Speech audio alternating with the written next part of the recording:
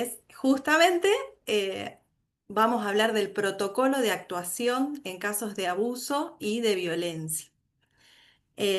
Vamos a compartir este espacio junto con Amorina Filippini, que es trabajadora social.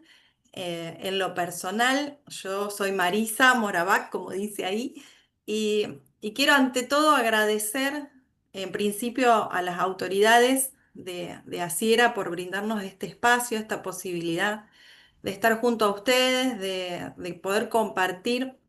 No solamente, si bien voy a hablar del marco teórico, no solamente voy a hablar desde la teoría, sino también en lo personal desde 14 años de práctica constante en relación a esta temática en particular. Realmente muy agradecida por poder tener este espacio. Como decía recién, a las autoridades, a Cristian, a Ligia, a cada una de las personas que hacen posible, hasta a Flor, que ustedes no la ven, que está en el soporte técnico, pero que está asistiéndonos constantemente.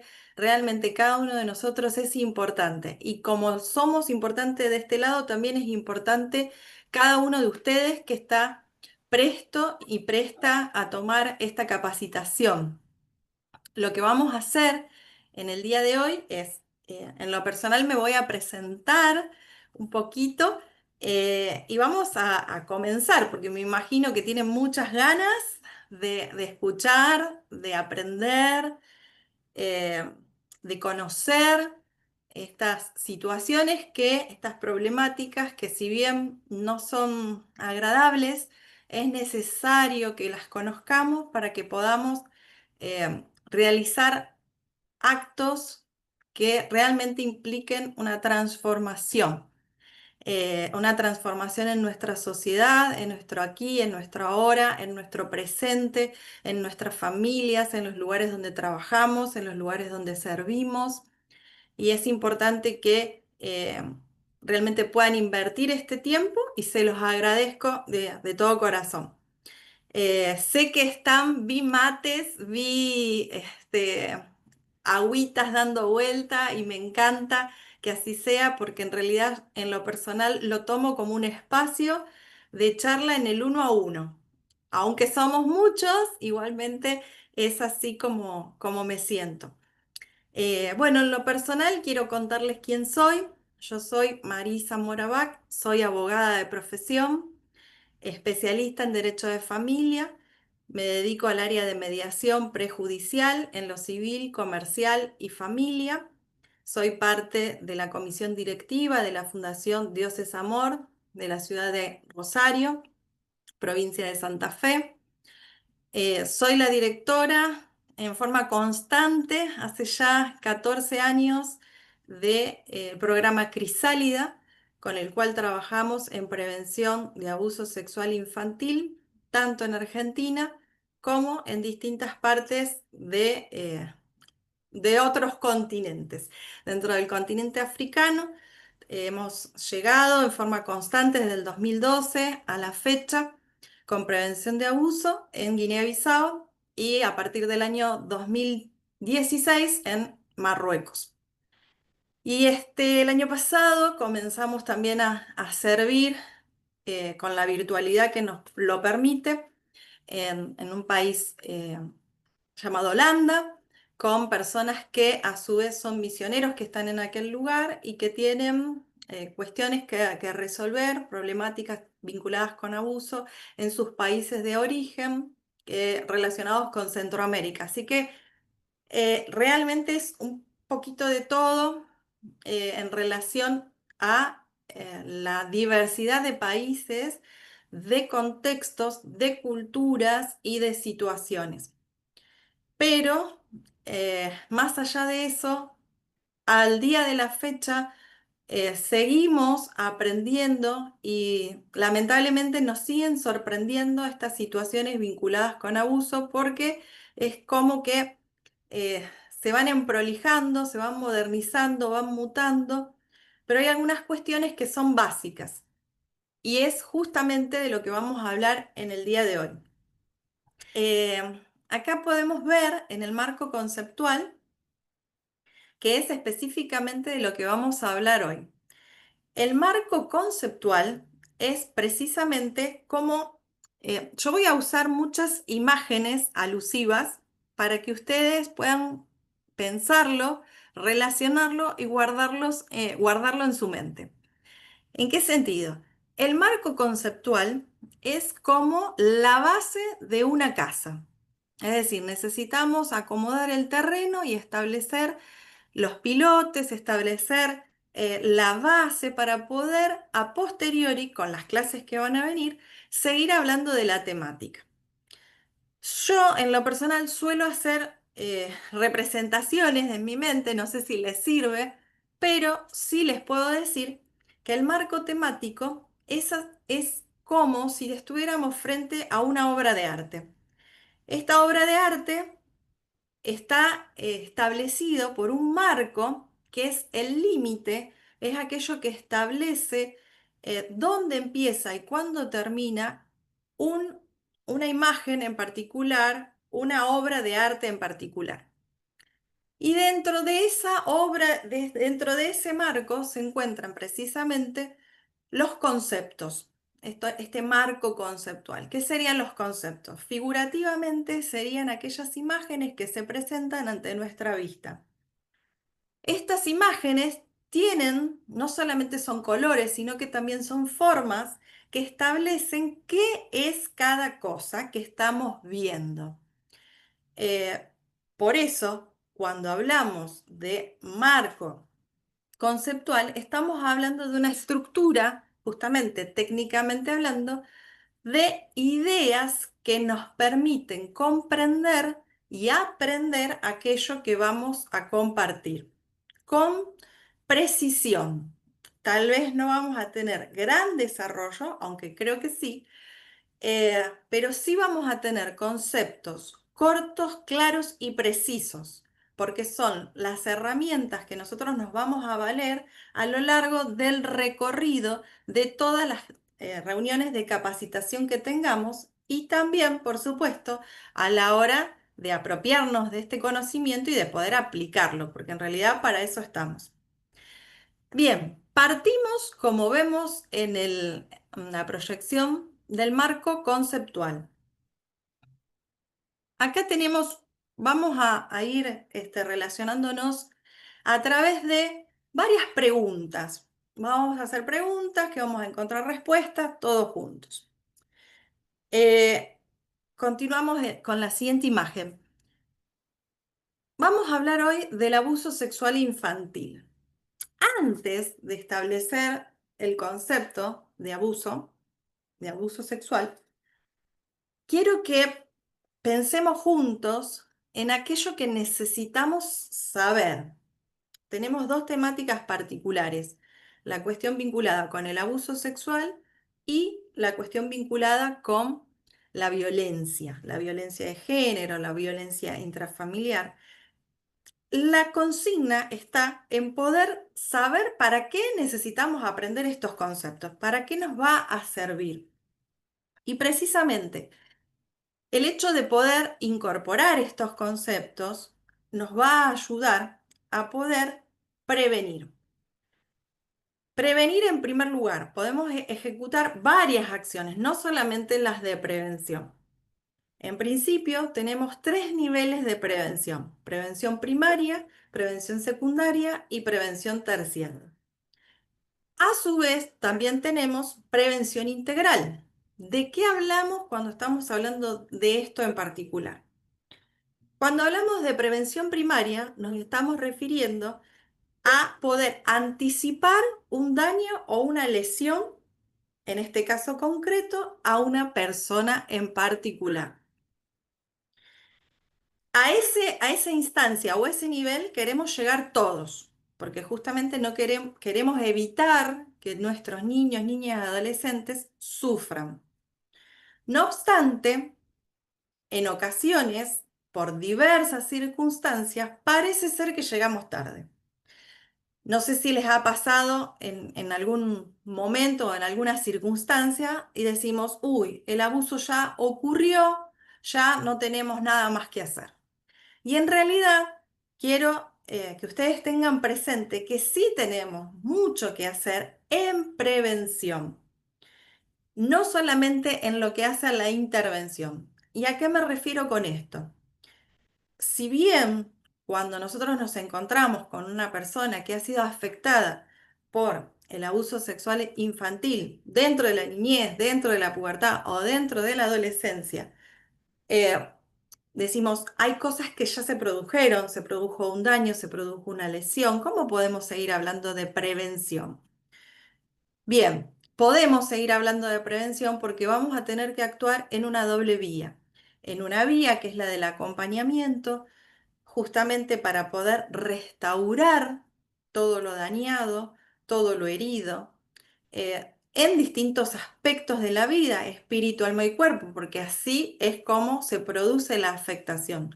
La afectación de esta problemática justamente afecta todo nuestro ser, no solamente una parte. Eso por un lado, pero por otra parte, podemos seguir actuando en prevención y en esta prevención secundaria o en el segundo nivel en cuanto a dar a conocer las medidas de prevención para que un nuevo abuso no se suceda. Es decir, no solamente trabajar con el primario, sino trabajar en que esto no vuelva a suceder a posteriori. Y esto no es una cuestión menor, sino que hay que trabajar en el acompañamiento, en la formación, además del acompañamiento específico en la sanidad, en la restauración y demás. Cuando hablamos de prevención terciaria, estamos hablando de que esta situación la evitemos en la reiteración de este mismo suceso en las generaciones siguientes. Y tal vez ustedes dirían, uy, tan a largo plazo, ¿podemos trabajar en esta temática? Sí, podemos. Hay una generación, que es la generación que probablemente haya sufrido esta situación, este padecimiento en forma personal, que cuando nos consulta, justamente, si hay una de las primeras preguntas a las cuales abordamos es, ¿esto pasó en tu familia? ¿Esto pasó en otras generaciones?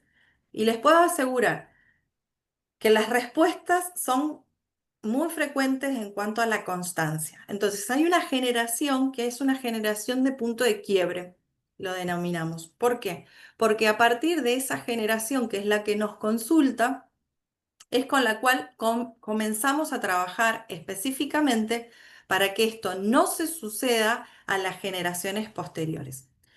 A su vez, abordamos toda la temática en forma integral, como dijimos, espíritu, alma y cuerpo, en forma integral. Además de trabajar en prevención, trabajamos en lo que hace a la información, por ejemplo, a informar a las autoridades en relación a esta temática puntual y dar a conocer, es decir, denunciar a las autoridades. Otra forma es decir, otra forma de poder acceder que nos va a posibilitar el conocimiento es poder intervenir en el acompañamiento, en la restauración, en distintos estadios, en distintas situaciones por las que atraviesa una persona hasta que se produce una transformación. Siempre vamos a estar trabajando en prevención, eso quiero que lo tengan presente. Seguimos.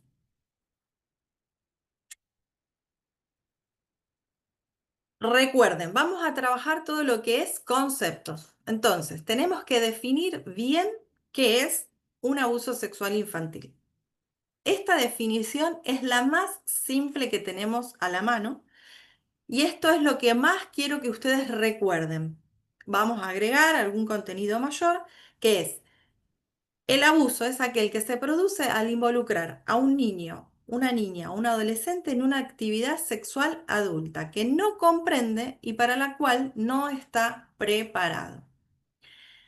Es decir, que una persona que está en vías de desarrollo niño, niña o adolescente no puede comprender la sexualidad adulta.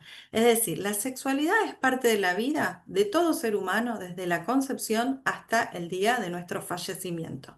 No obstante, nuestro proceso de desarrollo y de crecimiento está establecido a través de etapas de la vida. Por eso hablamos de una persona por nacer, hablamos de un bebé, hablamos de un infante, primera infancia, segunda infancia, pubertad, adolescencia, juventud, adultez y así seguimos hasta los últimos días de nuestra vida. Todos los días de nuestra vida estamos integrados por esta sexualidad que nos representa. Es parte de nuestra estructura como personas. La cuestión es que cuando se saltean las etapas que corresponden, se produce una ruptura y un adelantamiento que produce justamente un trauma en la psiquis y en toda la concepción que hace a la sexualidad sana. A eso nos referimos.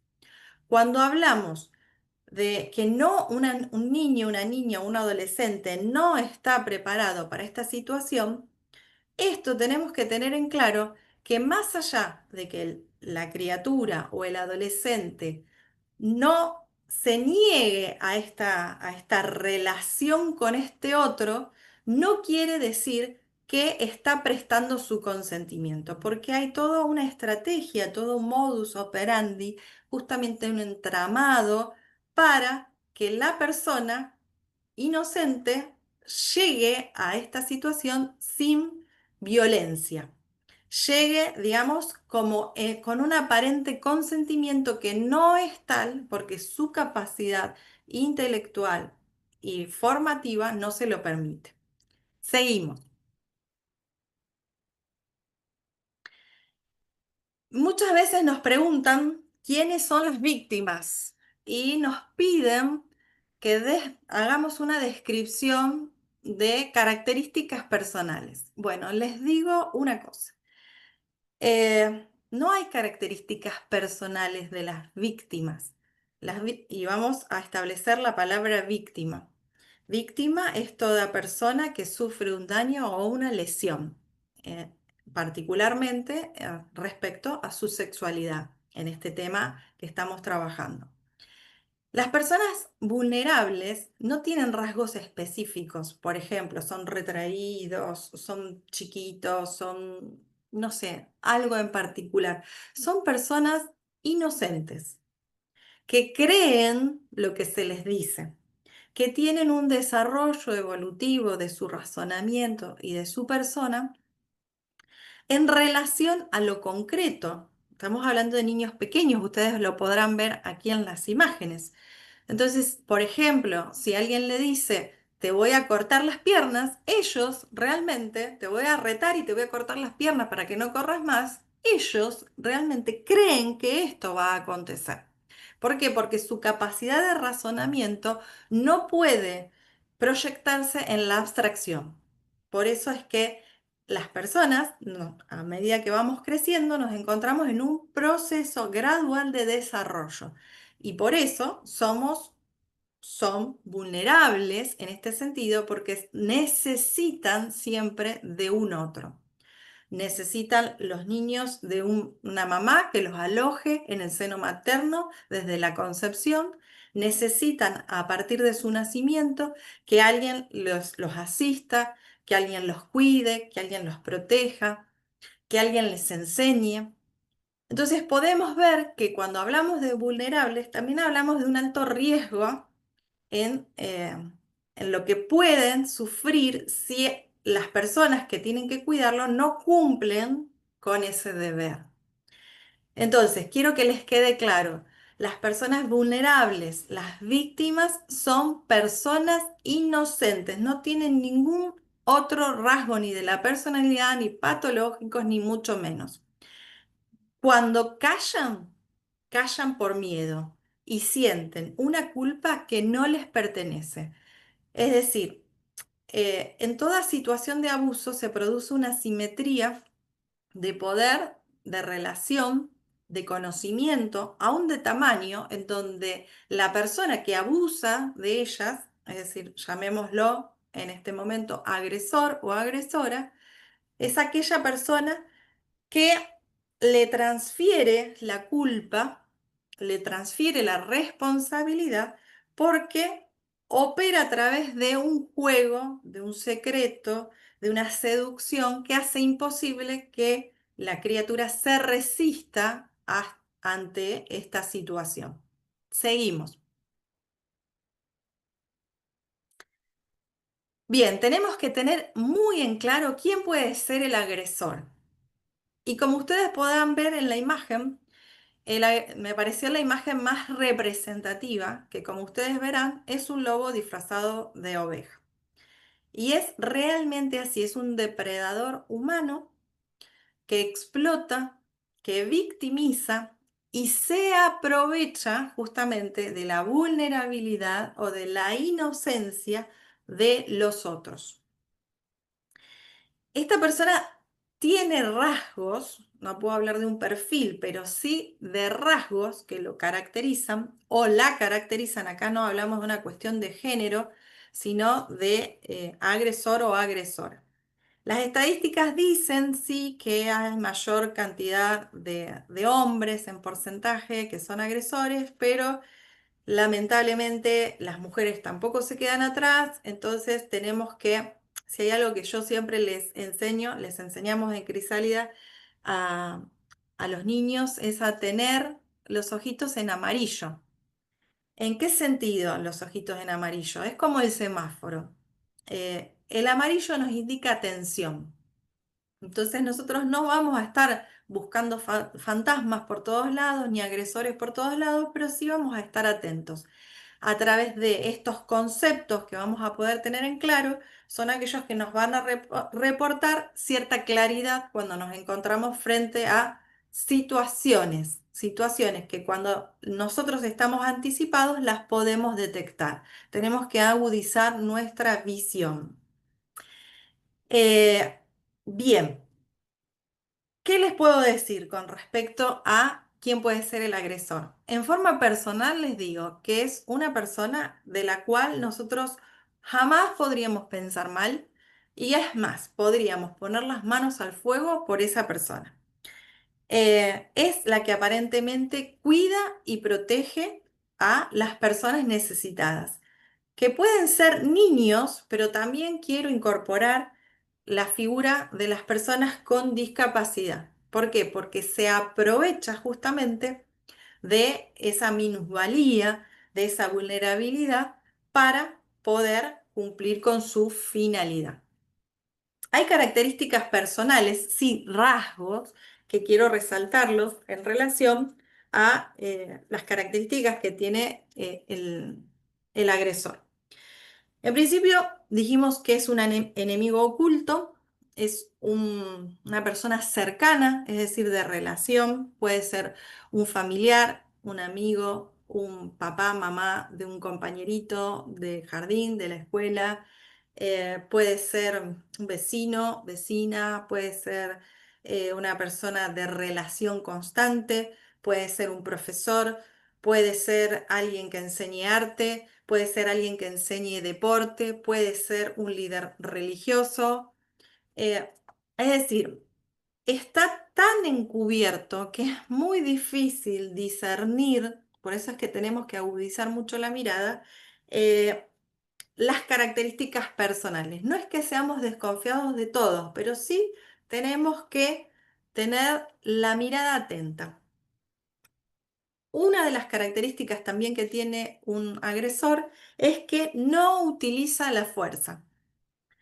A través de la estrategia que elabora, llega y alcanza a sus víctimas a través de una historia, de un cuentito, podríamos decir, en relación a lo que ellos están generando, que es un vínculo, una forma de trato, una forma de vincularse. No olvidemos el objetivo, que es todo lo vinculado con la sexualidad, eh, justamente para engañarlo. Para eso es que se utiliza esta estrategia.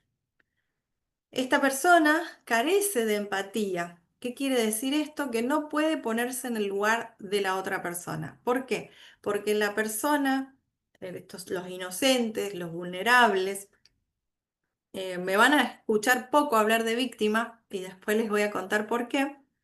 eh, Justamente no son considerados personas, sino que son considerados objetos, objetos de satisfacción y de uso. Es por eso que no son vistos en cuanto a su dolor, en cuanto a su necesidad, en cuanto a su sufrimiento. eh, Son vistos en forma lejana. El agresor es reincidente, por eso también es tan necesario detectarlo eh, y que esta situación llegue a un final feliz en cuanto a eh, que esto no continúe. Lamentablemente, si no le damos un corte en algún momento, esto continúa. La persona se muda, la persona cambia de profesión o lo que fuere, y siempre va a tener en claro o como objetivo a las personas vulnerables. Por eso es tan importante que pueda pasar por un tratamiento en el caso de que así lo quiera, que es muy difícil. Y es manipulador, es decir, tergiversa toda la situación, llama lo bueno malo, hace aparentar todas las cosas que están en su contra, que la criatura miente, que la situación no es real, porque bueno, hay todo un entramado para que esto suceda y que parezca real. Continuamos. Hay diversas modalidades de abuso. Voy a tratar de ser ágil en esto porque tenemos varias diapositivas para compartir, pero tenemos a grandes rasgos las modalidades con contacto físico y sin contacto físico. Al realizar esta diapositiva, nosotros en Crisálida estamos utilizando un eslogan este año que es aprender a mirar. Y cuando termino de hacer esto, dije, ay, hay algo que se me pasó por la vista, se me pasó en la atención y realmente ahora me estoy dando cuenta que cuando hablamos con contacto físico o sin contacto físico nos estamos refiriendo a uno de los sentidos, que es mayormente el del tacto, no así el visual. Tenemos modalidades con contacto físico en relación con el tacto, que es en relación al froterismo, por un lado, es frotar el cuerpo de uno y de otro, es decir, del agresor y del niño, la niña o adolescente, el manoseo, que es el tocar partes que estimulen, las partes, los genitales, partes que estimulen, que exciten a la criatura o bien al agresor. Bueno, la masturbación, que justamente es concretamente con las partes genitales en particular. Después tenemos los besos, que acá los llamamos besos de lengua. ¿Por qué estamos llamando besos de lengua? Porque estamos hablando de un beso relacionado con una relación sexual adulta. No tiene nada que ver un beso en la mejilla, no es lo mismo que un beso, aunque puede ser incómodo. Bueno, esas son cuestiones ahí que hay que ver, pero no es lo mismo que estar hablando de cuestiones de abuso sexual cuando sí estamos hablando de besos de lengua, cuando estamos hablando de besos relacionados con una sexualidad adulta. El coito interfemoral es aquel que se produce en un grado de excitación del agresor en relación con el cuerpo. Recordemos, el cuerpo de la víctima, el cuerpo de la persona afectada, porque no lo ve como una persona, lo ve como un objeto de satisfacción, en donde se produce, por así decirlo, la excitación sin penetración, es decir, se produce un acabado de la relación, pero sin la penetración. Otra modalidad es con la penetración vaginal, con la penetración anal o la penetración bucal de los miembros propios o de objetos. Eso también es algo a tener en cuenta en relación con la modalidad de abuso con contacto físico. Y también, por supuesto, el tema vinculado con la prostitución. Cuando hablamos sin contacto físico, estamos hablando acerca del exhibicionismo que realiza el agresor en relación con demostrarse frente al niño, niña o adolescente, mostrarse desnudo, mostrarse en poses, mostrarse tocándose partes del cuerpo, haciendo gemidos, movimientos, etc. Con respecto al voyerismo, cuando hablamos de voyerismo, estamos hablando de espiar a la víctima. Es decir, cuando la víctima puede estar bañándose, puede estar en un lugar privado, en el baño, en una habitación, em, espiarla desnuda, espiarla sacándose la ropa, espiándola en su intimidad relacionado con la sexualidad.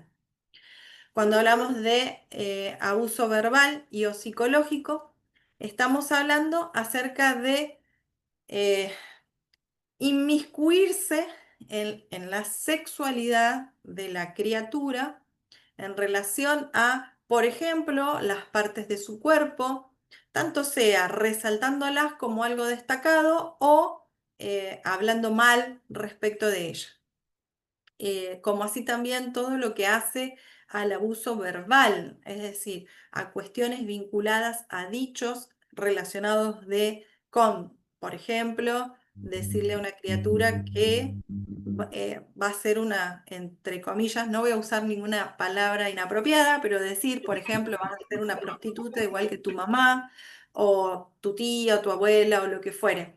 Estoy tratando de dar ejemplos para que se haga bien accesible el conocimiento.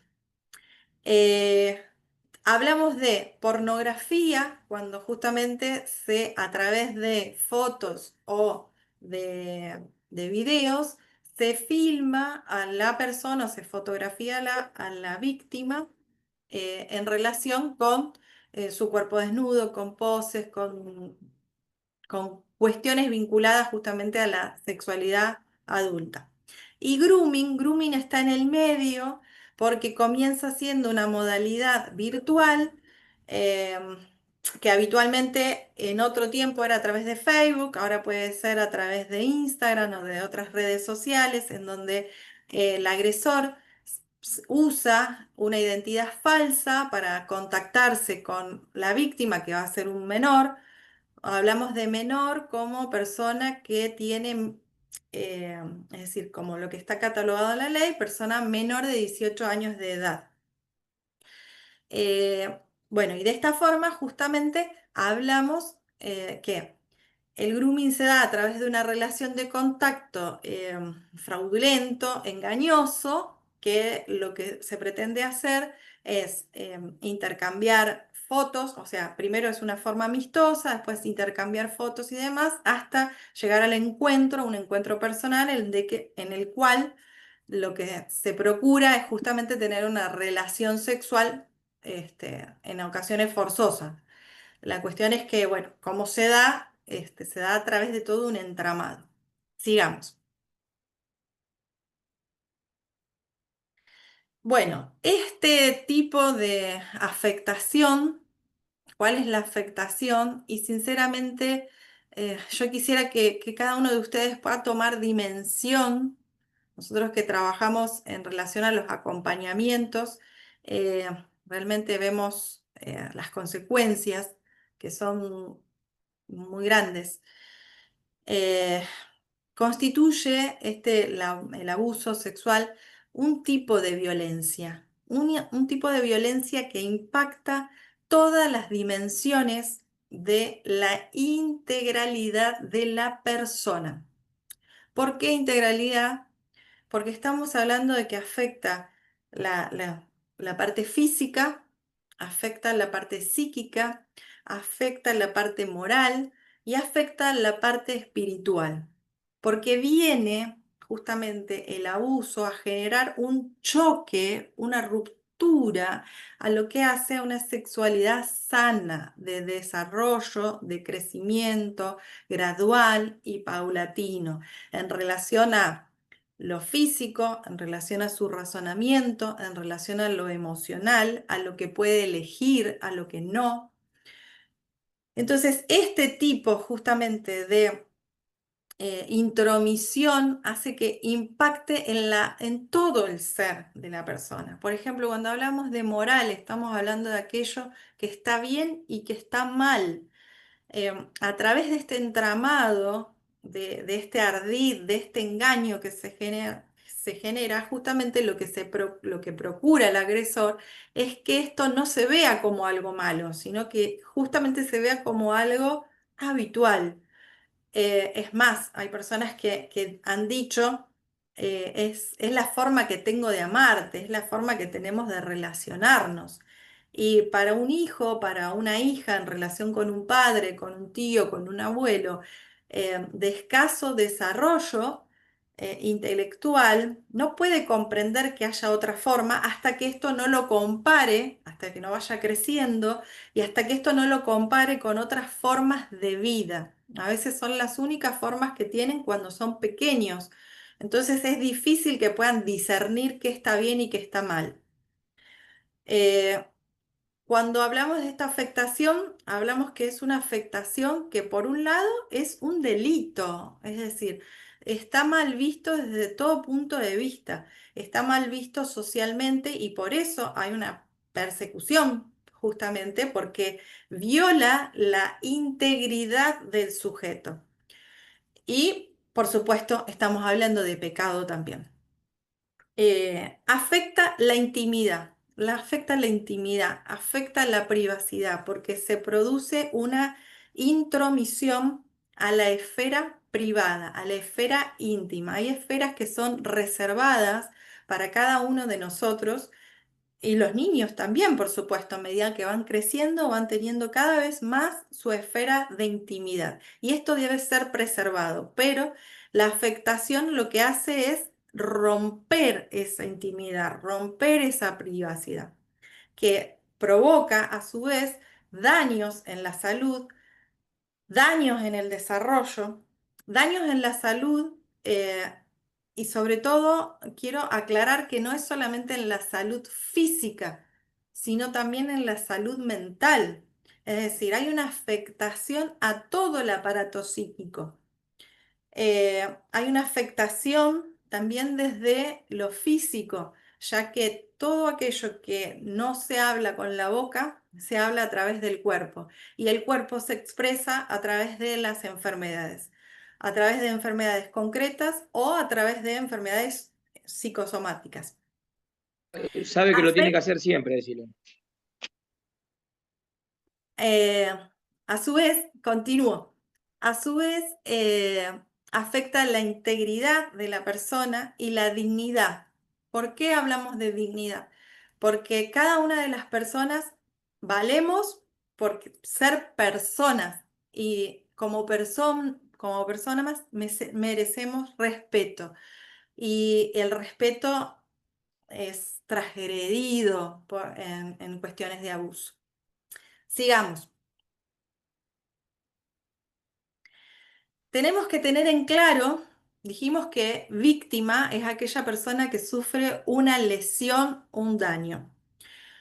Hay palabras que a veces se nos mezclan, entonces intenté a través de esta forma gráfica de hacer la diferenciación en lo que se refiere a doble victimización y a revictimización. Son palabras que se usan mucho en distintos espacios y que tenemos que tener claridad conceptual cuando nos referimos a ellas. La doble victimización se produce cuando se llevó a cabo un abuso quiero decir en sentido genérico, no quiere decir que haya sido un solo acto. En general, las cuestiones vinculadas con el abuso es más de una vez, por largo tiempo, por largos años en ocasiones. Eh, Ahí hay un primer impacto, ahí hay por decirlo así, recibimos el título de víctima. Pero se produce la doble victimización cuando la persona empieza a pensar, a asociar, a relacionar y a ver, estamos hablando de un niño, niña o adolescente o una persona incapaz, que hay algo incoherente, hay algo que está mal, hay algo que no le está haciendo bien. Entonces, esto lo traslada a un tercero, a un adulto, y justamente lo que hace es pedir ayuda, ayuda de las formas posibles. La revelación se produce a través del relato verbal, a través de un dibujo, a través de comportamientos, es decir, en las medidas de la posibilidad de cada uno. Y se pide ayuda. Cuando esa ayuda, ese auxilio no es dado, justamente ahí es donde se sufre la doble victimización. Y la revictimización o victimización secundaria se produce en general en relación a cuestiones institucionales. Y como ustedes verán, ahí aparecen todos los relato, ahí aparecen todas las instituciones. En principio, teóricamente, o técnicamente, pero nosotros lo podemos ampliar, esa tecnicidad por la experiencia que tenemos en relación a estas cuestiones. Eh, el relato es volver a contar esto en sede policial, es volver a contar esto en sede judicial, es volver a contar esto en una pericia médica, es mostrar el cuerpo, es exponerse, volver a revivir, a contar lo sucedido. Esto también se produce a veces en las escuelas, se produce también en las familias y también se produce en las cuestiones relacionadas con las iglesias o con las organizaciones eclesiásticas. ¿Por qué? Porque puede suceder esta situación de abuso en relación con un maestro de escuela bíblica o una maestra, ya dijimos que acá no es cuestión de género, y el niño tendría que repetir esto ante el superior de la maestra bíblica, ante las distintas autoridades, repetir, repetir, repetir. Y bueno, lo que hace justamente es revictimizar, porque repitiendo revive lo ocurrido. Sigamos.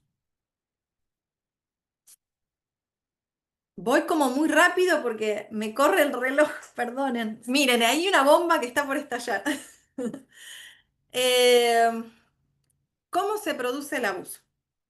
Acá voy a dar un marco, volvemos con el tema del marco, que es la estructura, son las ideas. No quiere decir que paso a paso, puntillosamente, sea como siempre se procede. Esto es lo genérico. Puede haber variables, pero sí tienen estos pasos. Comienza el abuso con una ideación, es decir, el agresor o agresora piensa o sea, en su cabeza tiene estos pensamientos. Vieron que en la Biblia se refiere al hecho de que los homicidios, las fornicaciones, los adulterios, todo proviene de dónde? ¿Dónde comienza? En nuestra mente, en la mente del ser humano. No, me retracto en nuestra mente, porque en realidad no todos estamos pensando en estas cosas, sino que hay determinadas personas que alimentan esos pensamientos también. Y esos pensamientos no quedan solo en ideas que se le cruzan por la cabeza, sino que se lleva a cabo a través de una planificación. Es decir, hay una premeditación, hay una selección de la víctima, hay un, ahí está la palabra entrampamiento. Yo quiero que se imaginen, vieron que suele utilizar la imagen de la tela de araña, cuando está toda la tela, en cada pedacito, no hay un agujerito, digamos, que quede sin que la araña no esté atenta para que la presa no se le escape. Bueno, de la misma forma es el agresor. Para que se produzca el entrampamiento, tiene toda una proyección, una evaluación en relación a la víctima, en relación a la modalidad, a la forma de vincularse, a los lugares, a la apariencia que se tiene socialmente hablando. Justamente otra de las cuestiones muy particulares que lo tiene muy ensimismado es el tema de la manipulación, cómo hacer para que todo parezca que está bien y estar sobreseguro. ¿Para qué? Para que justamente el abuso no se dé solamente en una oportunidad, sino que esto se prolongue en el tiempo para que justamente esto se ejecute. Y esta ejecución, como dijimos, como lo ven acá, eh, esta planificación tiene muchos elementos que se van sutilmente escogiendo, acomodando, formando, hasta que se produce esta ejecución, es decir, hasta que se produce la bomba. La cuestión es que esta bomba estalla constantemente. Entonces, eh, esto lamentablemente suele llevar años. Por eso es que muchas veces dicen, ¿y pero por qué no habló antes?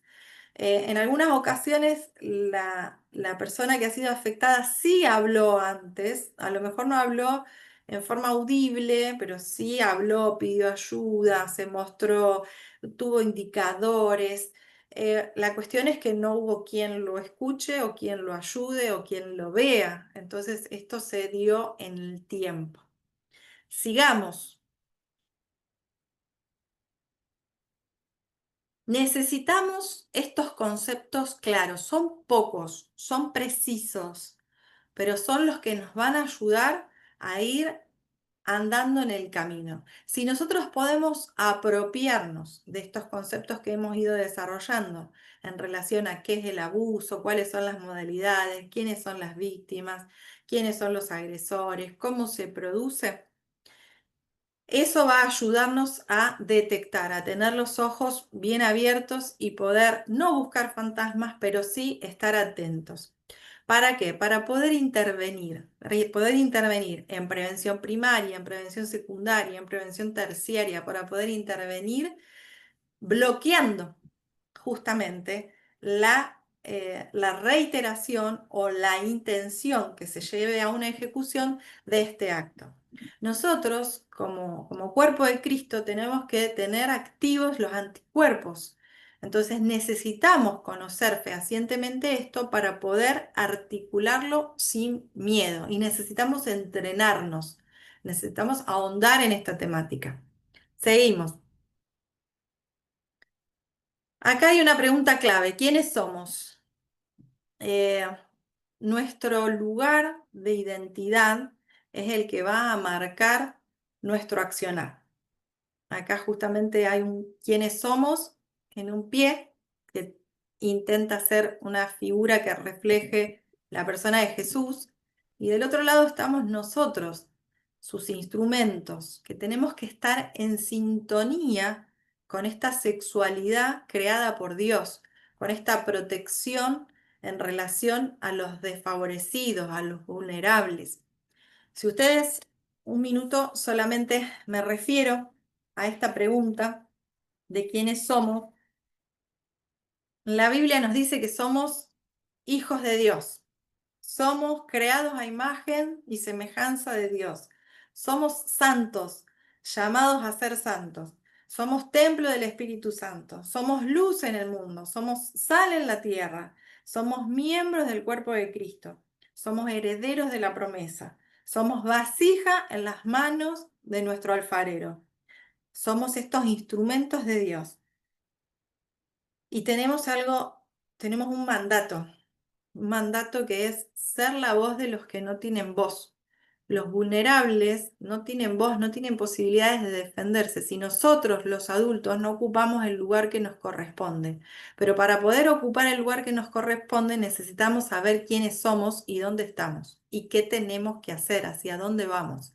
Por eso, en este encuentro, eh, la idea es poder proporcionarles a ustedes las mínimas y básicas herramientas para que en forma gradual cada vez estén más empoderados y puedan caminar y ser realmente esos portadores de luz y esas voces, eh, justamente voz del que clama en el desierto, ¿no?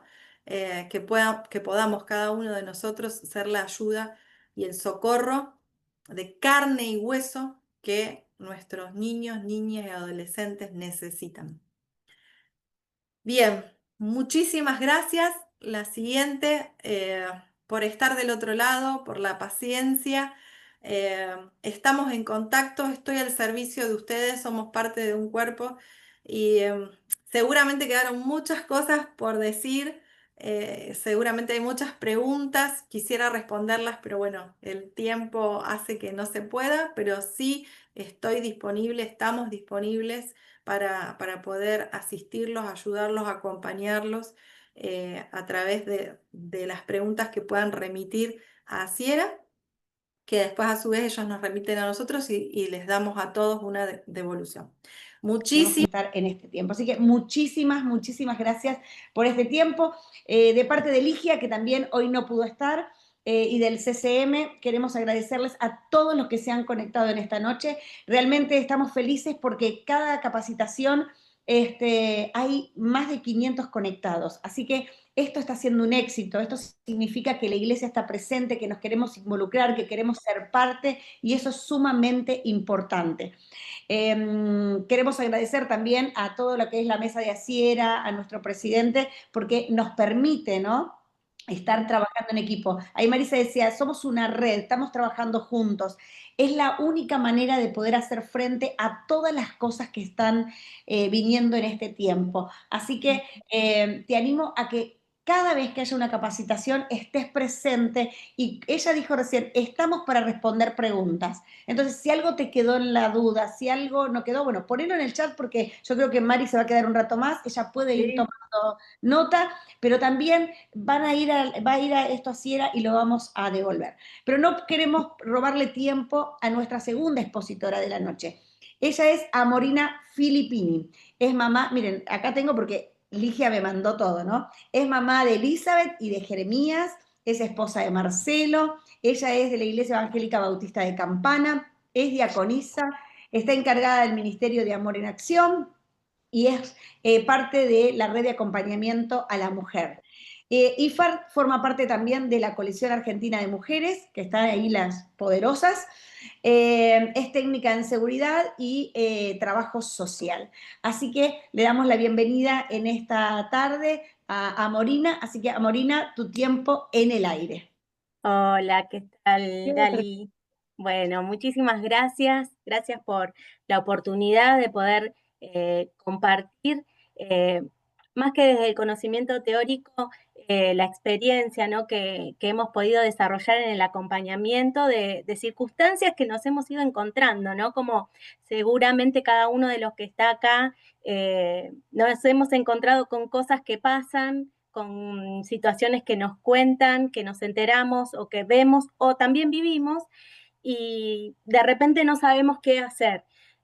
Entonces, un poco para eso y para unar criterios y también, como nos decía Marisa en el comienzo del encuentro, poner como una base, ¿sí? Poner una base de saber de qué vamos a estar hablando y sobre qué cosas, porque vi algunas preguntas que hacían sobre lo espiritual, sobre lo psicológico. Bueno, no se pierdan las capacitaciones que vienen adelante, porque hay muchas profesionales cristianos que van a estar dando de su tiempo, ¿no? Así que bueno, nosotros estamos ahí como los primeros pasos. Entonces, bueno, no sé si quiere Flor proyectar, así me ayuda un poquito y ya vamos comenzando. Bueno, yo les voy contando. Vamos a hablar sobre lo que es la violencia. Entonces ya vamos al próximo, el próximo flyer, por favor, Flor. Y es interesante, ¿no?, poder pensar nosotros qué pensamos cuando pensamos en violencia. Muchas veces vamos a estar limitándonos a cosas que hemos visto, que hemos vivido, que hemos escuchado, o también desde el parecer. Y es un poco la idea también romper, ¿no? con algunos mitos y con algunos preconceptos o creencias que tenemos. Y cuando hablamos prácticamente de violencia o de abuso, como vamos a estar hablando en estos encuentros, es romper un poco con el molde, un poco nuestras estructuras mentales y estar abierto a otras realidades que suceden, ¿verdad?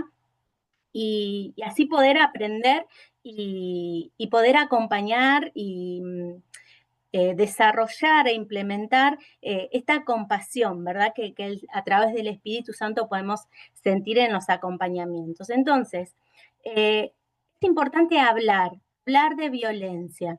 O sea, ¿qué es la violencia? ¿Sí? Y nosotros vamos a encontrar, ¿sí?, una definición que está en todos lados. Ustedes van a googlear y van a encontrar esta definición que dice que se considera violencia a toda conducta, acción u omisión. Y acá quiero hacer un parate.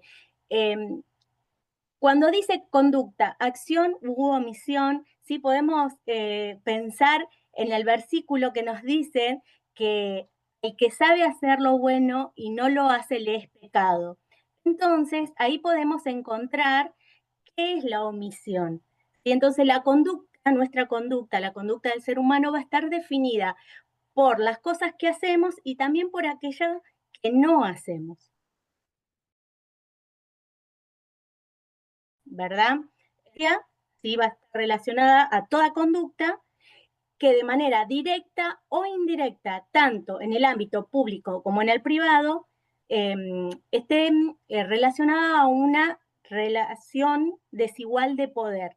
Por eso va a haber una persona que va a terminar siendo una víctima o que va a sufrir la violencia y una persona que va a ser el agresor, que por lo general va a tener en la relación, va a tener una posición de dominio, como bien nos explicaba Marisa en la anterior, ¿sí? Entonces, esta relación desigual de poder va a estar afectando la vida integral de la persona, ¿sí? No siempre, pero por lo general, lo que nos afecta en un área nos afecta en el otro, porque no nos podemos disociar. Nosotros sabemos que tenemos un cuerpo, tenemos un espíritu y tenemos un alma, una mente, tenemos un corazón. Y lo que nos afecta en un área termina repercutiendo en otro, ¿verdad? Entonces, la violencia va a estar afectando todas las áreas de nuestra vida. Pasamos a la siguiente, por favor. Con respecto a la violencia de género, ¿sí? Va a tener el origen en, en esta desigualdad basada en la razón del género de la persona, ¿verdad? Tiene el origen en esta desigualdad de género en cuanto a la fuerza, el poder, el lugar que se ocupa, y también la existencia de normas dañinas. Un poquito vamos a entender más adelante cuando hablemos de los tipos y modos de violencia. Si bien es cierto que las mujeres y las niñas sufren muchísimo más violencia dentro de lo que es el seno familiar, intrafamiliar o público, ¿verdad? O dentro de las instituciones o lugares en donde uno esté, en la sociedad en la que vivimos, esto no quiere decir que los niños y que los hombres no sufran violencia, ¿verdad? Bueno, está muy conocido el caso Lucio, pero también hay muchos hombres que sufren y cuando vayamos viendo los distintos tipos de violencia, vamos a poder ir identificando en nuestro imaginario, hay muchos hombres que sufren violencia, no solo física, sino que son víctimas muchas veces de las violencias de las mujeres, ¿verdad? Pero, ¿qué pasa? Hay mucho más denuncias y hay mucha más realizadas públicamente, ¿sí? La visibilización de eh, de la violencia sobre la mujer. Y quería compartirles, hablando de esto, un versículo que a mí me hizo pensar mucho, que está en Génesis 3, Génesis 3 y el verso 16, que dice: luego le dijo a la mujer: haré más agudo el dolor de tu embarazo y con dolor darás a luz y desearás controlar a tu marido, pero él gobernará sobre ti. Miren qué interesante, ¿no? Que dice: desearás controlar a tu marido, pero él gobernará sobre ti. Entonces, el pecado da lugar a esta desigualdad en el vínculo entre el hombre y la mujer. Entonces podemos encontrar eh, cómo el pecado va a influir, ¿sí? en nuestras relaciones, en cómo se desarrollan nuestros vínculos, en cómo tenemos en consideración al otro y cómo esta lucha de poder se da y bueno, se visibiliza muchísimo más dentro de los ámbitos seculares, pero no quiere decir que no suceda dentro de nuestras iglesias, ¿verdad? No somos ajeno como iglesia a lo que en la sociedad transcurre o sucede porque formamos parte de ella. Bueno, podemos seguir adelante, por favor. Entonces, ahora sí vamos a pasar a los tipos de violencia que lo vamos a ver uno a uno. Está la violencia física, psicológica, sexual, económica y patrimonial, la simbólica, y yo agregué que acá no figura la vicaria, que vamos a hablarla un poquito más adelante. Pasamos adelante, por favor, Flor. Bien.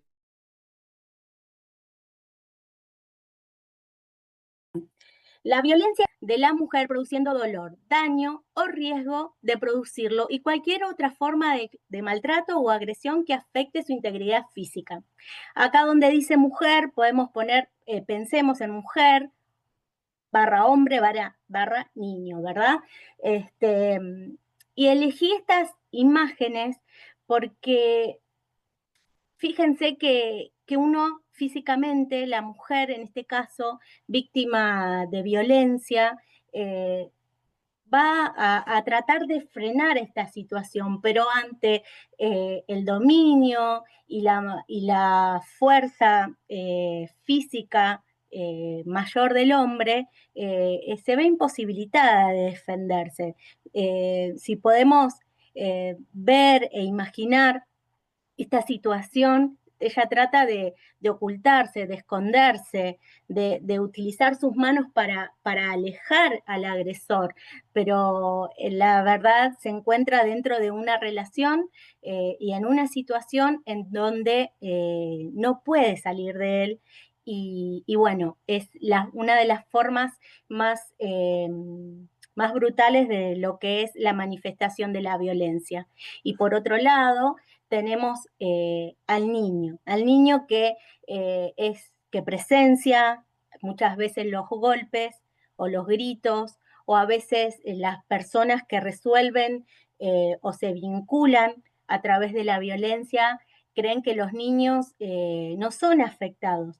Pero bueno, en el comienzo veíamos que la violencia se puede dar de manera directa o indirecta. Entonces, por eso elegí esta imagen, porque este niño que se ve en un rincón tratando de escapar, tratando de no ver, quizás también de no escuchar, está siendo víctima también de manera indirecta de esta violencia que su mamá puede llegar a recibir en este caso, ¿verdad? Sigamos adelante.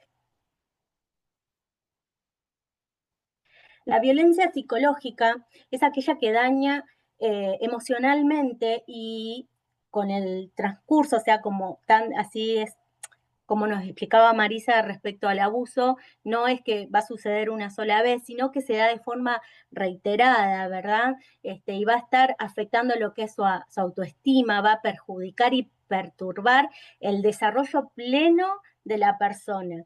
Y también a través de este tipo de violencia se va a estar manipulando, por eso esta imagen con estos hilos, se van a manipular los comportamientos o se van a degradar, ¿verdad? La forma en que se comporta, que se viste, las creencias, las decisiones que toman, se lo va a estar amenazando, se lo va a estar persiguiendo, revisando el teléfono, viendo con quién habla, con quién no habla.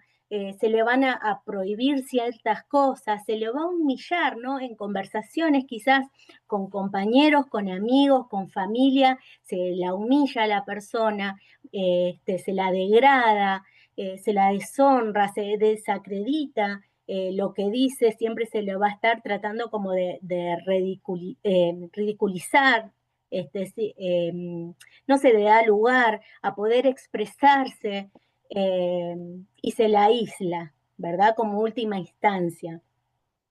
Y bueno, ven como estos hilos, ¿no? Que están moviendo a esta persona sobre el otro, que lo somete, que lo envuelve. La persona que es víctima de violencia psicológica no puede pensar, y se siente incapaz de pensar, se siente insegura, se va a vivir con miedo.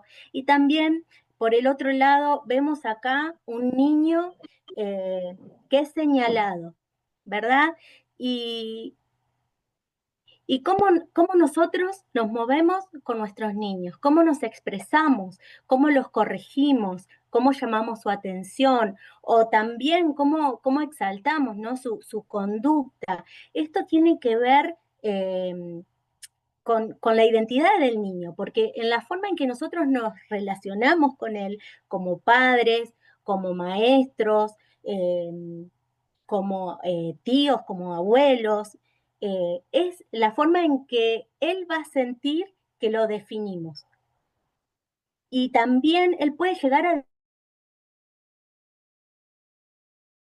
definirse de esa forma, la forma en que nosotros nos expresamos de nuestros niños. Porque muchas veces las personas pensamos o piensan que porque no son niños no se dan cuenta de lo que estamos hablando. Pero ellos se dan cuenta de todo, escuchan todo, son personas y en su interior tienen un mundo grandísimo que a veces como adultos minimizamos. Y a ellos en el día a día, en la escuela, con sus amigos, pasan un montón de cosas, viven un montón de cosas. Entonces es muy bueno en casa que sea un lugar de expresión libre, en donde ellos no se sientan juzgados, minimizados, en donde le digamos, no tenés que pensar así, tenés que pensar así. No, tenemos que acompañarlos en sus pensamientos para que ellos no sufran este tipo de violencia, principalmente desde casa. Crear un espacio de escucha, un espacio no de caer en el amiguismo, sino de que en casa puedo ser yo. Entonces, si los niños pueden ser ellos mismos en nuestra casa, imagínense el potencial que, que pueden ser en otros lados. Y la confianza que si ellos caen en manos de personas como las que Marisa nos contaban, no van a tener miedo de contarnos a nosotros porque los vamos a retar, porque les vamos a decir una cosa o la otra, sino que van a saber que mamá, papá, el tío, la abuela, o quien sea en quien ellos puedan depositar la confianza, los vamos a escuchar y los vamos a acompañar y no vamos a juzgarlos, ¿sí? Pasamos adelante. Tenemos la violencia sexual. Bueno, de todas las formas es la violencia sexual, si bien la física, que tiene que ver más bien con golpes, ataduras y demás secuelas físicas, la sexual es aquella que va como invalidar más a la persona, ¿sí? La va a dejar muchísimo más vulnerable y se va a sentir más vulnerable, más humillada que sobre cualquier otro tipo de violencia. Si bien no hay una que sea peor que otra, con la violencia sexual eh, se, es, se viola todas las barreras, todas las barreras. Imagínense como si fuésemos una casa o un punto y alrededor nuestro hay una muralla que es lo que nos protege, que son nuestras barreras, que son las guardas, nuestras guardas, y fueron rotas completamente. Y ahí hay alguien que rompió, no solo fue filtrando, sino que rompió estos muros de protección que hay en nuestro cuerpo y, y se metió. Y cuando ocurre el abuso sexual, ocurren generalmente los demás tipos de violencia, ¿verdad? Bueno, como nos decía Marisa, puede ser con o sin acceso genital y se lleva adelante a través de amenazas, de coerción, de uso de la fuerza, intimidación. Y esto es algo que quería mencionar, que sucede dentro del matrimonio, ¿sí? Yo me acuerdo cuando era chica que escuchaba a abuelas, a tías, a personas mayores hablando y como que se tenían como una obligación, ¿verdad? El desarrollo de la actividad de la relación sexual. Y en realidad, si una persona no tiene el deseo, no se siente bien, no está predispuesta y se siente obligada a hacerlo, es un tipo de abuso, ¿verdad? Si el otro no tiene en consideración lo que yo quiero, ¿sí? Porque un encuentro sexual es un acuerdo entre dos personas que quieren dentro del matrimonio manifestar su amor de esa manera, ¿verdad? En el encuentro físico. Y si uno no quiere hacerlo y el otro sí, bueno, es importante que dentro del matrimonio se puedan charlar estas cosas, ¿sí? Y tener la libertad de poder expresarse. Eh, es importante que podamos hablar estas cosas y que no tengamos prejuicios con nuestros maridos o los maridos con las esposas, ¿verdad? Y poder respetar los deseos del otro. Y si no hay deseos, el poder buscar ayuda y, bueno, resolver este tema que es importante dentro del encuentro del matrimonio, ¿verdad? Entonces, también está vinculado el abuso sexual a la prostitución forzada, a la explotación, a la esclavitud, al acoso y a la trata de mujeres. Sí, estas imágenes que encontré, que busqué y era que están las dos manos que se ven ahí, este sometimiento, ¿verdad? Físico a la que la mujer es víctima en este caso. No nos olvidemos que no solo las mujeres pueden ser víctimas de abuso sexual, los hombres también pueden llegar a serlo.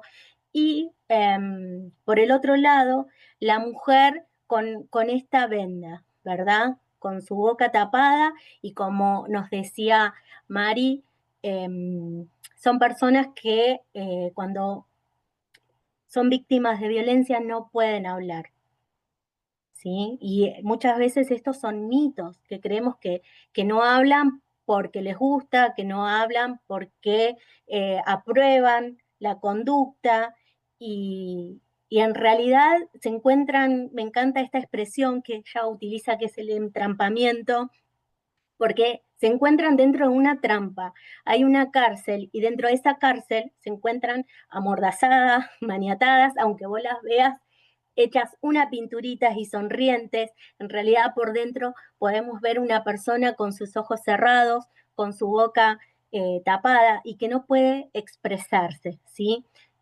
Muchas veces sin encontrarse violentada, ¿sí? Porque no todas las violencias sexuales van a aparecer como con golpes, con lastimaduras, porque hay un sometimiento, hay un engaño, hay una manipulación detrás. Y mayormente se da dentro de lo que es la niñez, la adolescencia y también cuando pasan cosas que no deberían pasar, como ya hemos hablado, dentro del matrimonio o el noviazgo. Pasamos adelante, por favor. todos los tipos de violencia se van a dar en este caso estábamos hablando de violencia de mujeres, pero también se pueden dar con hombres, con niñas y con niños, especialmente si hablamos de trata, que no es el tema que nos convoca hoy. Bueno, la violencia también puede ser económica y patrimonial.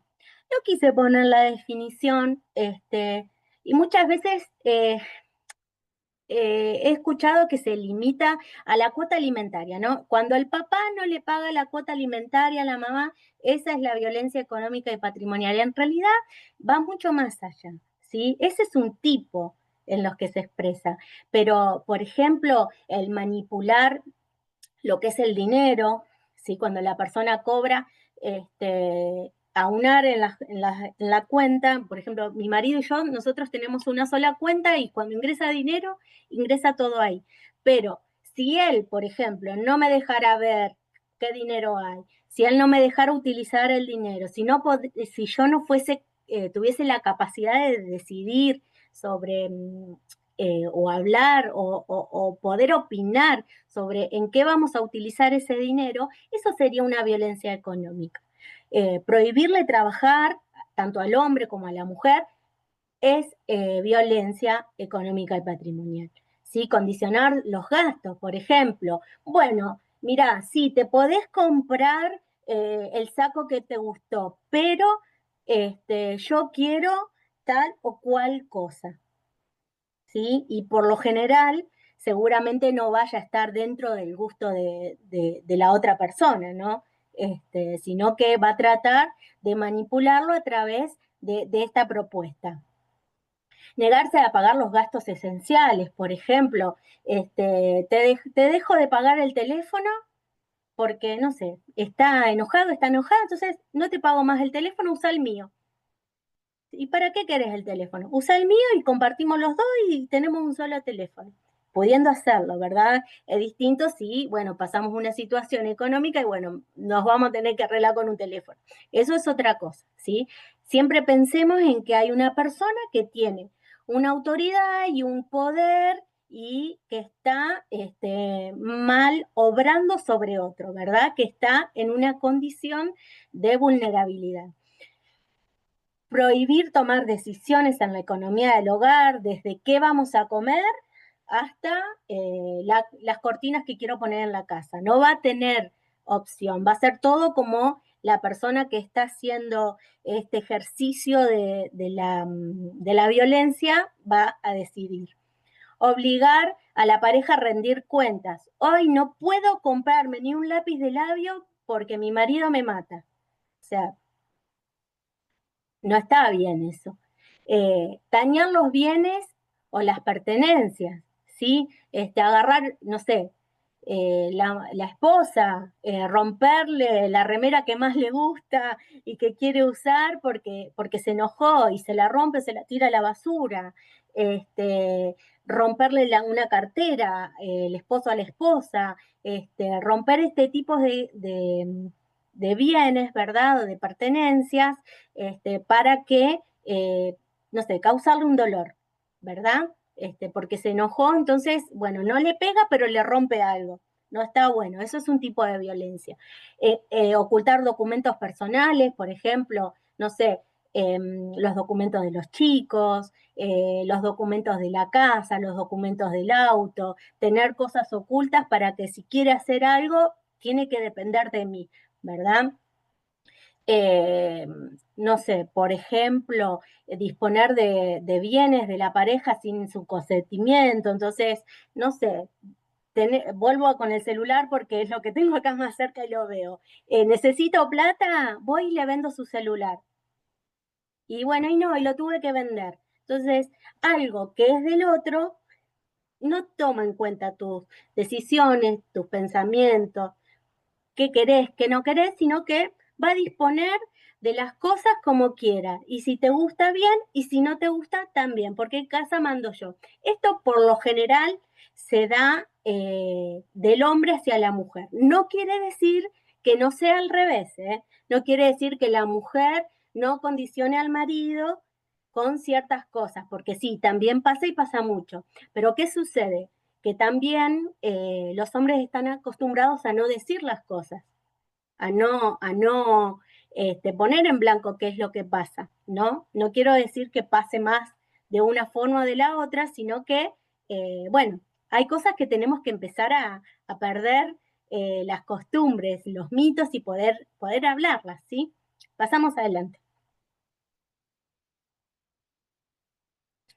Violencia simbólica. Este tiene que ver con la representación en el imaginario colectivo que hay de las personas, ¿sí?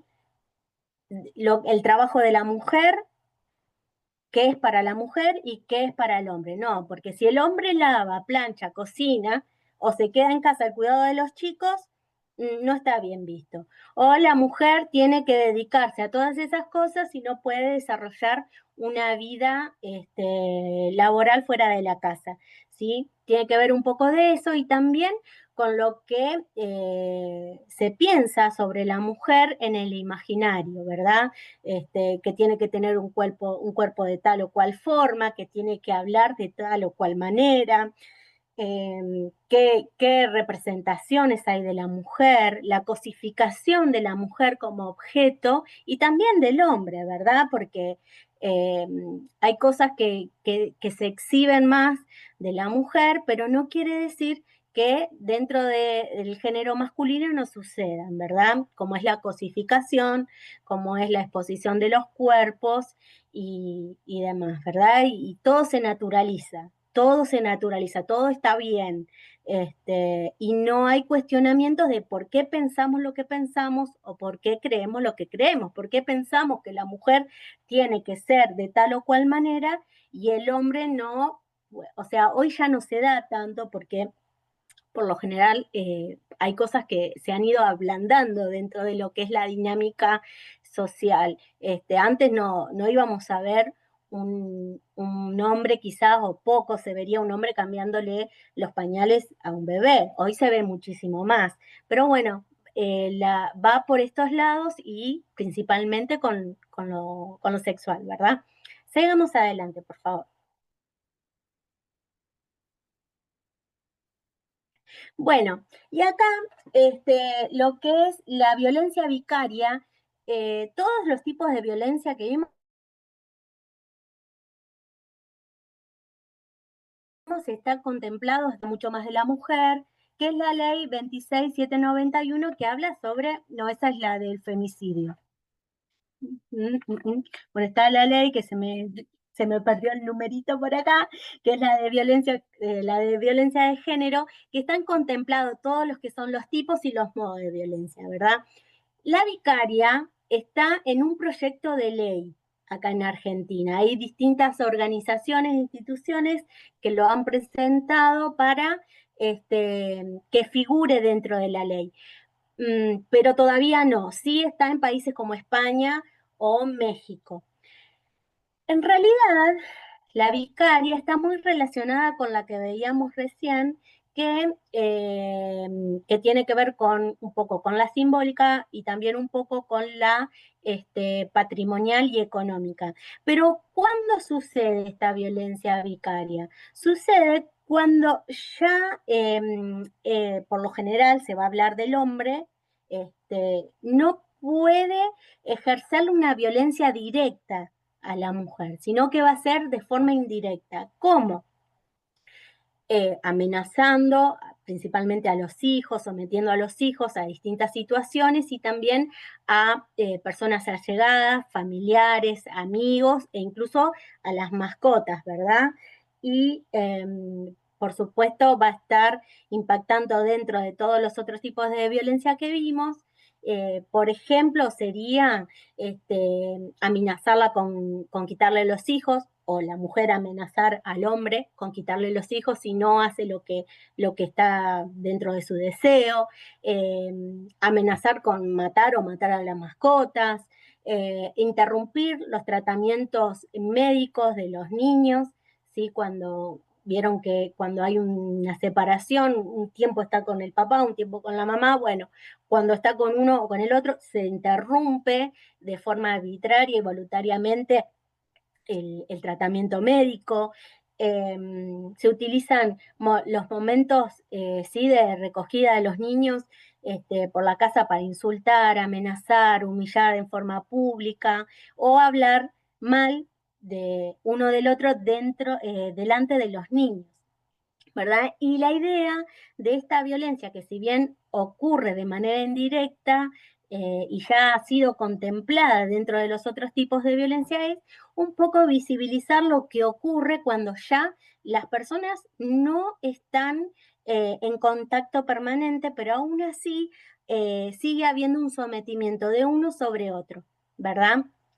Esto no está, les repito, no está todavía vigente dentro de la ley de violencia de género que tenemos en nuestro país, pero vamos camino a eso, ¿verdad? Hay muchos proyectos presentados. Bueno, seguimos adelante, por favor. Bueno, vimos los tipos de violencia, ¿verdad? Y ahora vamos a ver los modos. ¿Qué son los modos de violencia? Son los lugares físicos en donde los tipos de violencia se llevan adelante.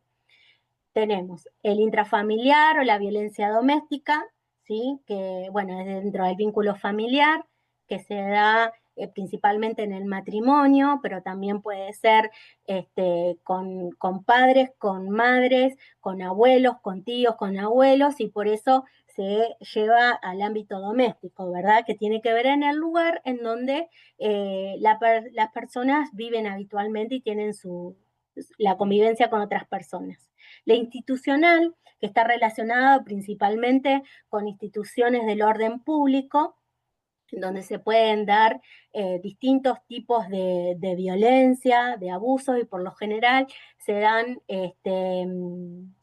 se dan situaciones como de violencia simbólica, principalmente, se pueden dar violencias económicas, ¿sí?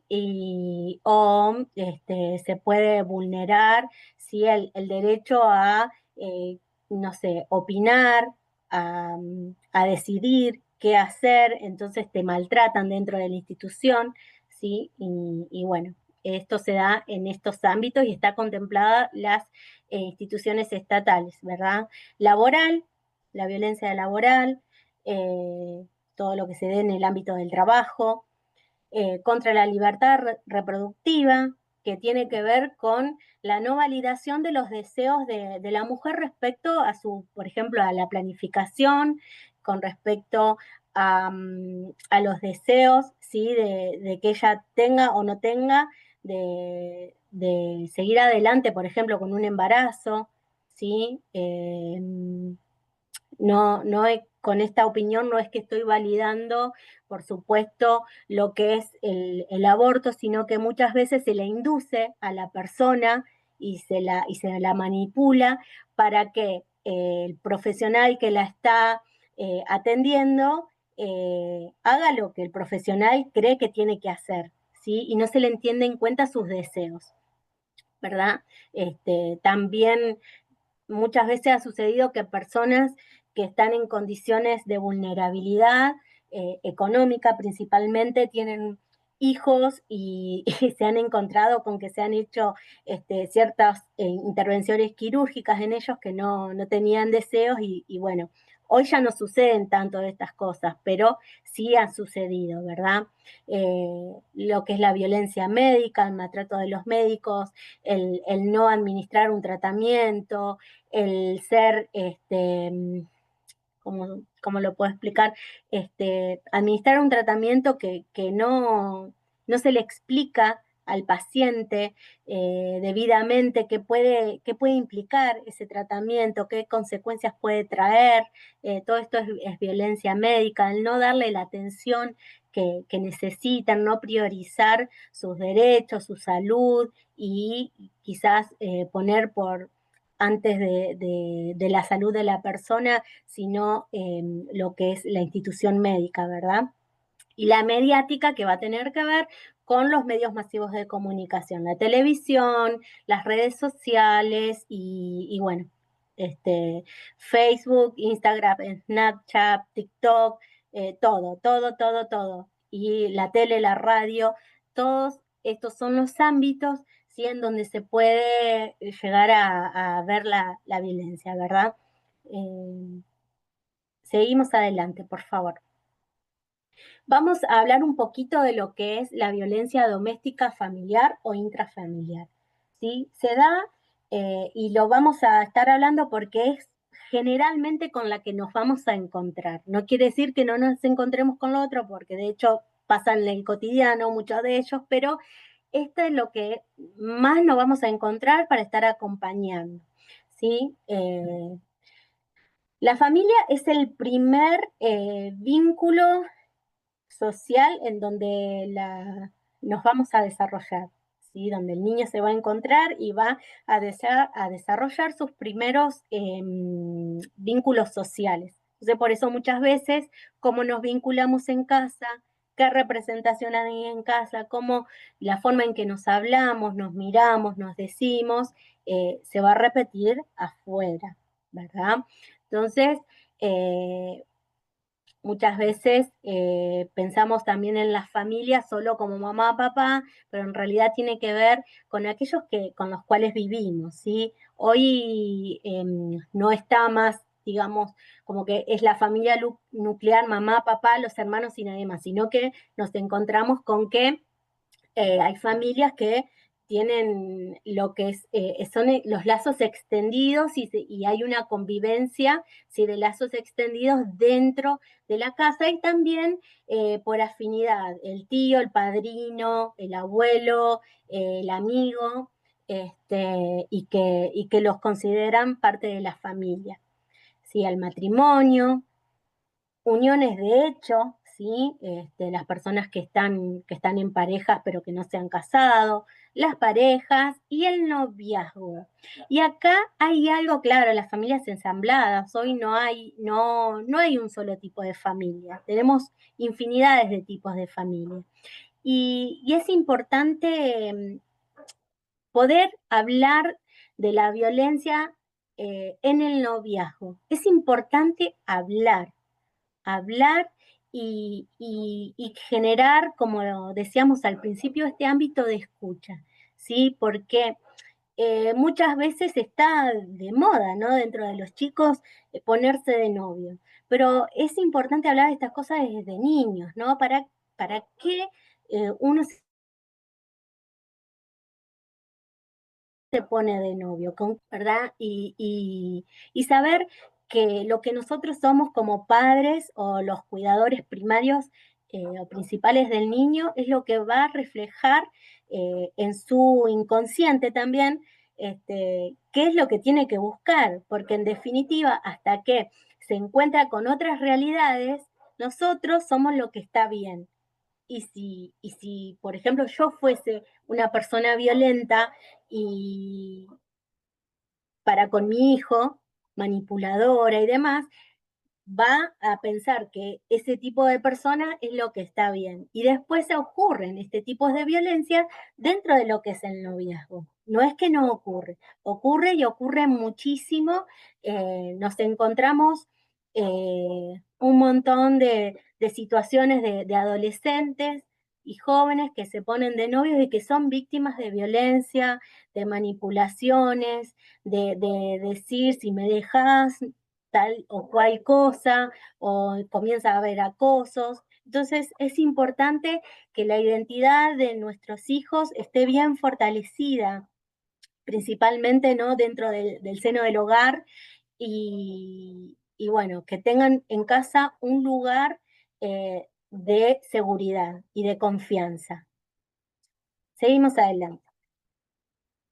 Acá me gustó este como termómetro, yo lo recorté, no sé si lo van a ver bien, pero bueno, una vez que ustedes puedan tener el material, sí lo van a ver bien, que en donde va a estar identificando la violencia, porque, ¿saben? Yo les voy a contar algo que me pasó a mí en mi juventud, adolescencia, ya no tan adolescente, estaba lejos del Señor y estaba de novio con una persona. Y de repente me encontré con un libro. Y miren si esto no es del Señor, ¿no? Porque, bueno, yo crecí en mi infancia con una familia cristiana, después por circunstancias de la vida me alejé, tuve novio fuera del que hoy es mi esposo, y estaba en una situación violenta, pero miren, hasta que yo no encontré, y yo estoy segura que Dios lo puso delante de mí, un libro que miren, leí la contratapa solamente, y ahí me di cuenta que estaba siendo víctima de violencia. Entonces, miren qué interesante, ¿no? Porque la persona que sufre violencia muchas veces no se da cuenta que está siendo víctima de violencia. Sí, miren qué dice, te, te culpa, te cela, no te paga los alimentos, quiere condicionar tu forma de vestir, te controla el uso del dinero, te cuestiona la administración de la economía familiar. Bueno, busca una orientación profesional, busca ayuda, habla con alguien, ¿sí? Estas son alertas de que hay algo que no está bien. No quiere que uses métodos de protección sexual.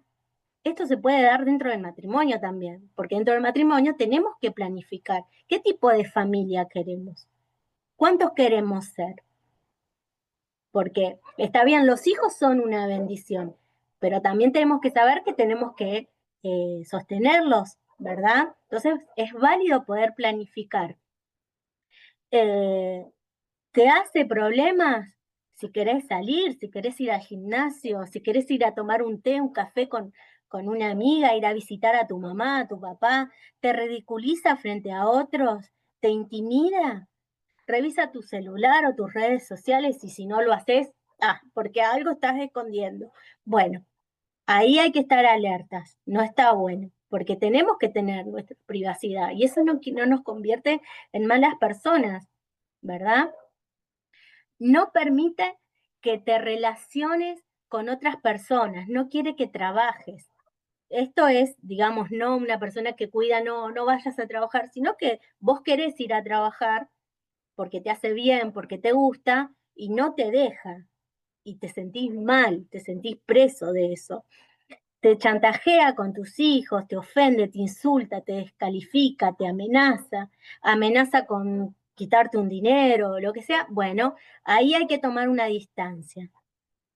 Te manosea, rompe objetos importantes para vos, te trata como si fuera de tu propiedad, te cosifica, ¿verdad? Te sacude o te empuja, hay que solicitar ayuda. Urgente, hay que pedir ayuda. Te golpea, te amenaza, te muerde. Acá dice te molesta, te deja encerrada, alto riesgo, ¿sí? Porque después de esto se puede llegar a un femicidio. Hablando de violencia de género. ¿Y por qué se habla de femicidio? Tiene que ver con la cantidad de muertes de mujeres que ha habido por el vínculo. Así que puede ser la madre, la tía, la esposa, la hermana, y que está fundada en el género, ¿verdad? De la víctima. Hay muchísimo más números de mujeres víctimas y muertes, ¿sí? Por un hombre allegado que de hombres por mujeres. Entonces, bueno, hay todo un trasfondo histórico, legal y social que va a estar fundamentando, ¿no? Por qué existe este tipo de violencia y de muerte y de delito calificado como femicidio. Entonces, esto quería compartirlo porque, bueno, yo creo que es importante que se puedan hablar de estas, que podamos hablar de esto sin tapujos, sin miedos, este, porque si no hablamos, queda bajo la alfombra y tenemos que hablarlo. Hay que hablarlo para que las personas puedan ser libres, porque no todas, o sea, hay cosas que ocurren dentro de las familias cristianas, pero también hay cosas que ocurren dentro de familias que se llegan al ámbito cristiano y tienen que encontrar en la iglesia un lugar de libertad, en donde poder hablar de todas estas cosas y saber que nosotros estamos listos para poder acompañarlos. Pues no nos tiene que pasar que las personas lleguen con esta problemática y que de repente, como no sabemos qué hacer, no los acompañamos. Y es nuestro deber poder acompañarlos, ¿sí? Hay una frase que usa Norma Capovel que dice que derivar es acompañar a la distancia. Si yo no sé qué hacer, bueno, ustedes están teniendo acceso a profesionales a través de esta capacitación, que nos pueden ayudar, ¿verdad? Gracias, Flor. ¿Qué hacemos? Lo primero es poder hablar, capacitarnos, romper con los mitos. ¿Qué son los mitos? Todos aquellos prejuicios, preconceptos de que le pasó porque tal o cual cosa. Miren, hay situaciones de violencia que ocurren y que nos ha tocado acompañar a mujeres. A mí en lo personal no he acompañado a hombres víctimas de violencia, las personas que he acompañado han sido mujeres y uno como persona que acompaña tiene que saber de que el proceso es del otro, no es de uno. Y las cosas no van a surgir a nuestro ritmo, va a surgir al ritmo de la persona que está viviendo la situación de violencia. Entonces vamos a escuchar, vamos a acompañar, parece que las cosas se van a solucionar y de repente se vuelven para atrás. Es parte, ¿sí? Es parte de la situación de violencia que seguramente en las demás charlas vamos a ver, ¿sí? Porque hay un círculo del cual la persona que es víctima de violencia no puede salir. A veces, cuando ocurren situaciones de violencia, es válido separar un poco las aguas y no porque decir, bueno, no, el matrimonio no se tiene que separar. A veces es necesario arreglar, recibir un acompañamiento psicológico, espiritual, pastoral, restaurar y después sí trabajar en recomponer las cosas. Pero hay que romper con los mitos, con los preconceptos. Tenemos que apoyarnos en la evaluación, por supuesto, de los profesionales y también todas estas cosas que hablamos sabemos que están en la Biblia, están escritas. No hay nada que no esté escrito, no hay nada nuevo que pueda sorprender al Señor. De hecho, lo leímos al principio de nuestra charla ahí en Génesis, ¿verdad? No todos los actos de violencia son para denunciar. Y principalmente cuando acompañamos a mujeres, la mujer tiene que hacer la denuncia. No vale que uno quiera forzarla a denunciar o que quiera hacer la denuncia por la mujer. De hecho, yo no puedo denunciar por vos o vos no podés denunciar por mí. ¿Por qué? Por esto de que tiene que ser o la persona que es víctima de violencia tiene que abrir sus ojos y darse cuenta qué es lo que está sucediendo y querer salir de ahí y tomar la fuerza, ¿verdad? Que a veces cuesta para poder salir de esa situación.